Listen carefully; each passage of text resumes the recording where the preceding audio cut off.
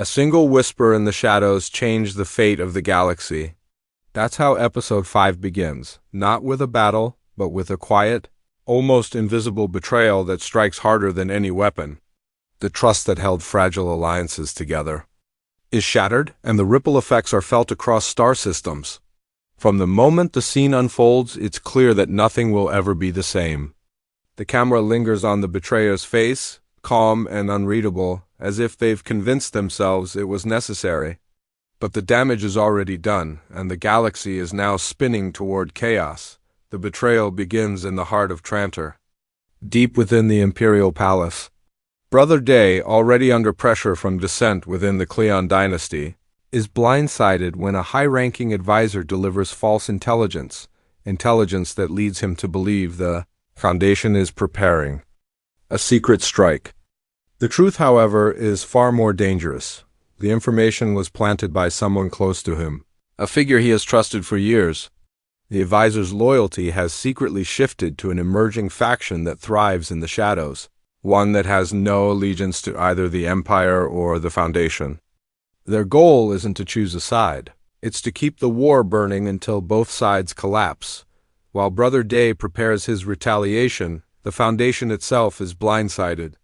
On Terminus, Gaal and Salvor intercept a transmission that reveals their own ranks have been infiltrated. The message is brief but damning: coded orders passed to an unknown operative inside the Foundation's council chambers. This isn't just a spy gathering information. It's someone shaping decisions from within, subtly guiding the Foundation into moves that make them appear more aggressive than they actually are. Every choice they've made in recent weeks may have been influenced by this hidden hand. The tension escalates in a closed-door meeting between the Foundation's leaders. Gaal argues that they need to act immediately to root out the traitor before their entire strategy collapses. Salvor, however, warns that a public purge could destroy morale and make the Foundation look unstable to its allies. Their debate grows heated, reflecting the larger theme of the episode, the fine line between action and caution, and how hesitation can be as dangerous as rash moves. Meanwhile, Hari Seldon's presence in the vault seems almost omniscient, his cryptic warnings hinting that this betrayal was always meant to happen. He speaks of inevitability, of events aligning according to a larger plan, but even he seems unsettled by how quickly the situation is spiraling back in the Imperial Palace. Brother Day begins purging his inner circle, convinced the betrayal came from outside. This only deepens the real traitor's cover, allowing them to stay in place while others take the fall. The irony is cruel. The very act of trying to secure his throne is eroding the trust of those still loyal to him. Across the stars, fleets are being mobilized based on false premises, and every hour brings the galaxy closer to a war sparked not by truth, but by lies whispered in secret. By the end of this section, the audience is left with one certainty. The first shot of the Galactic War will not be fired on a battlefield. It will be fired in silence, behind closed doors, by someone who never had to pick up a weapon. And in this war of shadows, no one will know who their true enemy is until it's far too late. Asterisk in Episode 5. The curtain is pulled back just enough for us to see the outlines of the hidden enemies lurking in plain sight.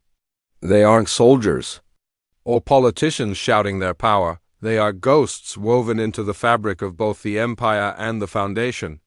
The reveal begins subtly, with an intercepted fragment of communication between two unknown voices. The words are careful, calculated, the kind that sound meaningless to anyone not trained to listen for the hidden message beneath them. But when decoded, they expose a chilling truth. There are double agents on both sides, working toward an endgame that has nothing to do with victory for the Empire or survival for the Foundation. On Trantor, the camera follows a figure moving through the palace corridors, dressed like any other servant, face shadowed beneath a hood. Their hands brush the walls, counting steps, memorizing turns, until they stop at a maintenance hatch. Inside is a hidden transmitter, small, almost ancient in design, pulsing faint light with each secret sent into the void. This operative has been feeding details of the Empire's fleet movements to a faction whose name is never spoken aloud, a group that exists in the cracks between great powers. They are patient, disciplined, and content to let their enemies exhaust. each other before stepping into the vacuum left behind. Meanwhile, on Terminus, the Foundation's investigation into their own mole turns inward. Salvor notices inconsistencies in the supply reports. Entire shipments of advanced tech have been logged as delivered to colonies that don't exist. These phantom destinations lead her to a hidden storage facility buried beneath a research station. Inside, she finds crates stripped of identification codes, containing weapons and shield generators clearly meant for forces outside the Foundation's command. The realization is like ice in her veins. Someone inside their highest council has been arming a group the Foundation doesn't even know it's at war with. Gaal tries to trace the orders, diving into the data archives, but every trail ends in dead code, false identities, erased transactions, and encryption beyond anything she's seen. Her frustration builds, especially as Hari's projection continues to speak in riddles. He warns of a third current in the river, something unseen but always pushing, shaping the flow of events. It's a poetic way of describing a threat, but Gaal needs answers, not metaphors. Yet even she begins to suspect that this hidden faction has been moving pieces on the board for far longer than anyone realizes, perhaps even guiding the initial tensions between the Empire and the Foundation. The brilliance of these double agents is in their subtlety. They never act in ways that draw direct suspicion. Instead, they amplify existing fears, twist minor disagreements into fractures, and allow paranoia to do the rest. On Trantor, a general begins questioning orders after hearing whispers of false intelligence. On Terminus, a council member refuses to share critical information, citing security concerns that sound more like an excuse to keep their hands clean. Every hesitation, every misplaced doubt, becomes another crack in the already fragile alliances. By the midpoint of the episode, the viewer can feel the claustrophobia closing in. The Empire is hunting spies that may not even be in the places they expect, while the Foundation is unknowingly protecting the very people undermining them. The real masters of this game never need to step into the light. They simply wait, ensuring that by the time war breaks out, neither side will have the strength to survive it. And as the screen fades to black on a silent transmission being received in an unknown star system, one thing becomes terrifyingly clear: the greatest enemy of both the Empire and the Foundation isn't standing in front of them, it's already standing beside them. War does not start with a roar. It starts with lists, names of ships, names of worlds, names of people who will not sleep for days. In Episode 5, you can feel the galaxy holding its breath as both sides turn numbers into plans and plans into movement.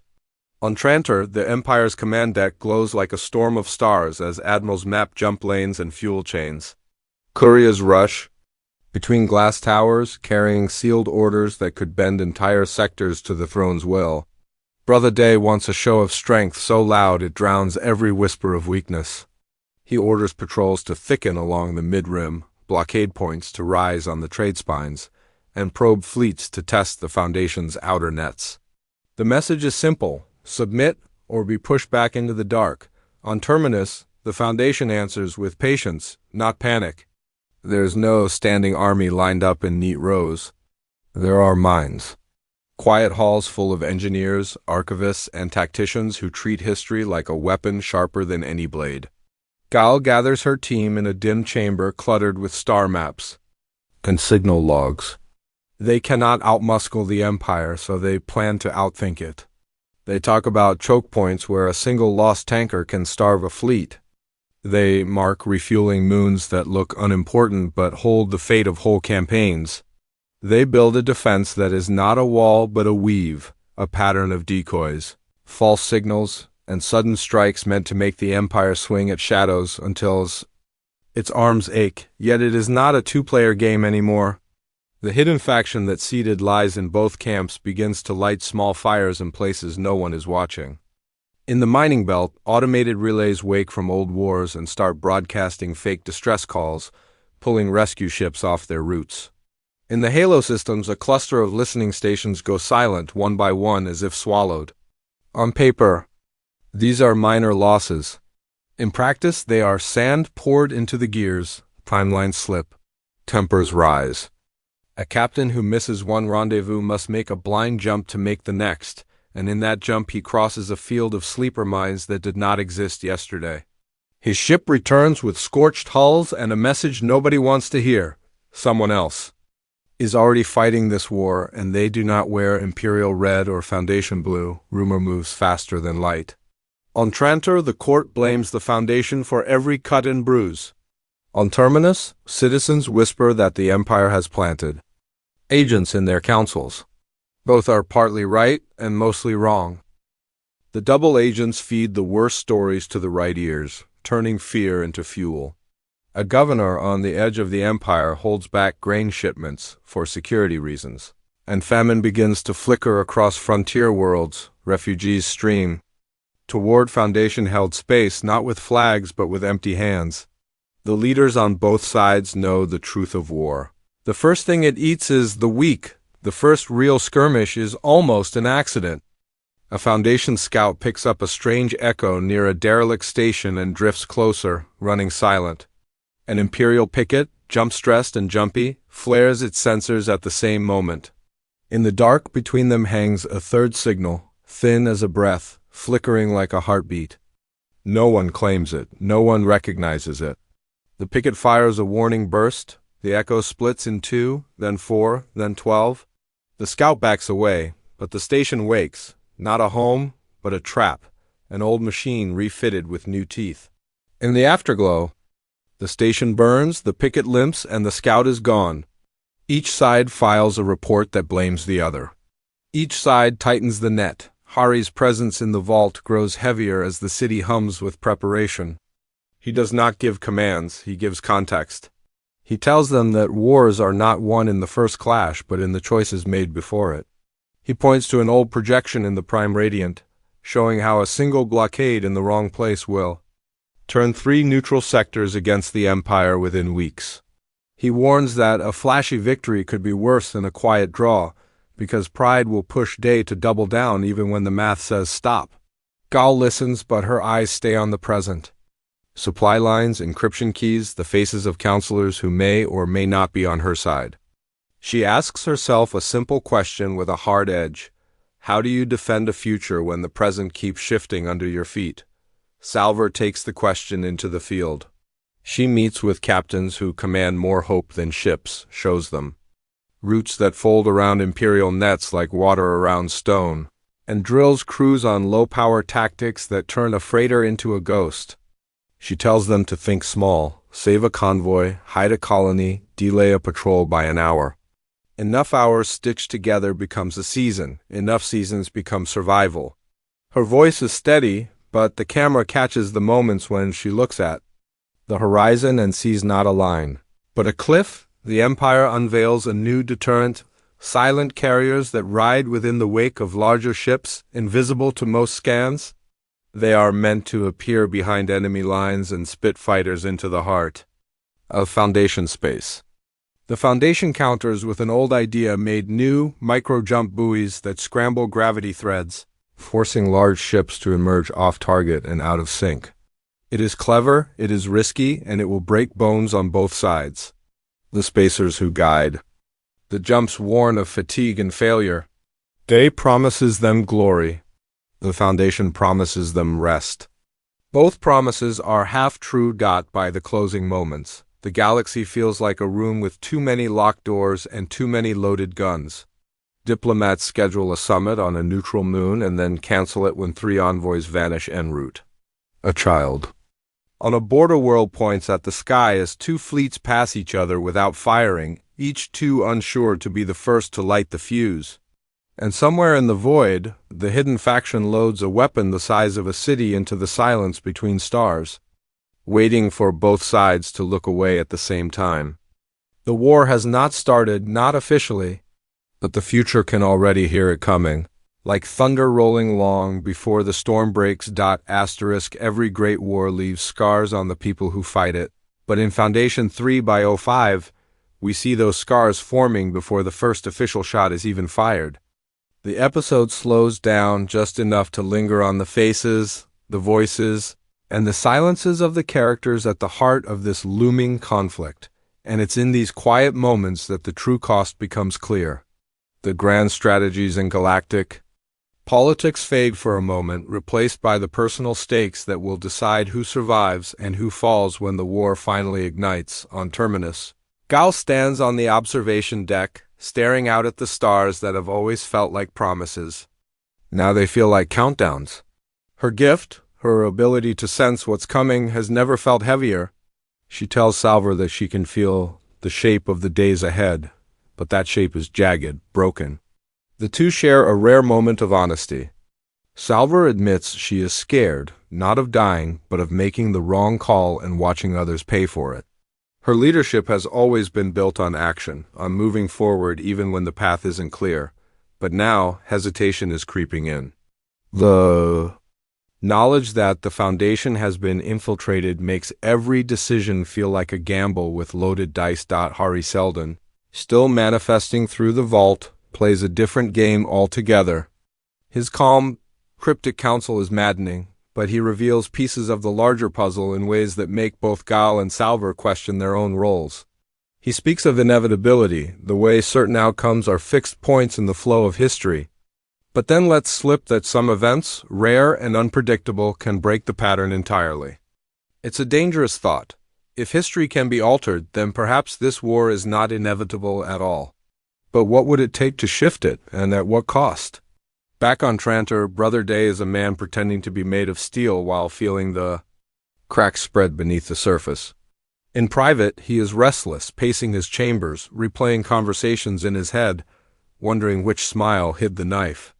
He is surrounded by wealth, ceremony, and the illusion of absolute control. Yet he knows that even here, at the heart of the Empire, the walls are not as solid as they seem. His new, unspoken fear is that the war will not strengthen his rule but reveal just how hollow it has become.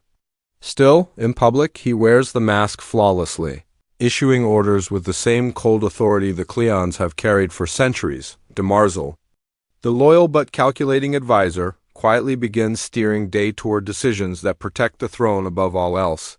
Her loyalty is genuine, but it's to the idea of the Empire, not to the man currently wearing its crown.